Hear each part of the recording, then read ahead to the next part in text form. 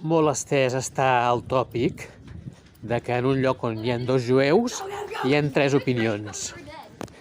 Aquesta diversitat de criteris, aquesta panòplia d'enfocaments es deriva de la mentalitat pròpia d'Israel, derivada, com tots hauríem de suposar ja, de la pròpia Torà. I al seu torn, aquesta mentalitat està arrelada familiarment, està arrelada a nivell del poble, ja des de l'origen del poble, amb Abraham Avinu.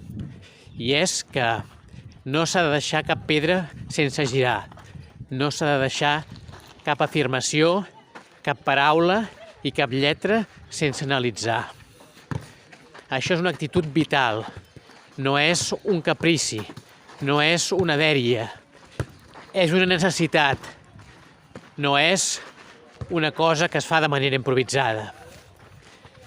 I la Torà això ens ho justifica i ens ho intenta inculcar de manera íntima, de manera profunda i de manera essencial a la nostra psiquis.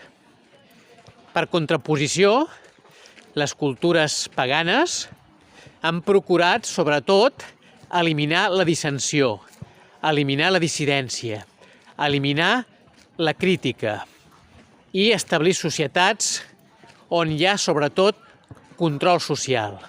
Control social per teledirigir-la, per manipular-la i per que els que ostenten el poder, un poder que no es basa en la raó i no es basa en l'ètica, sinó que es basa en la llei del més fort, es pugui perpetuar. La perpetuació del poder de la força per la força es fa només per mitjà de l'opressió, com és lògic. I l'opressió només és possible de sostenir quan hi ha una manipulació mental, psicològica i caracteriològica, en el fons, de les poblacions que es volen sotmetre i que es volen explotar.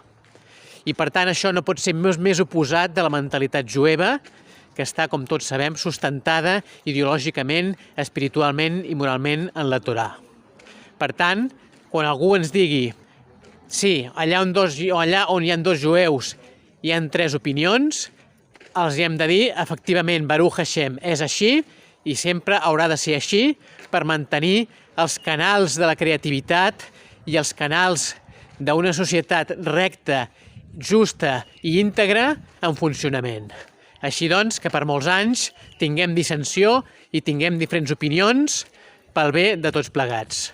Shalom.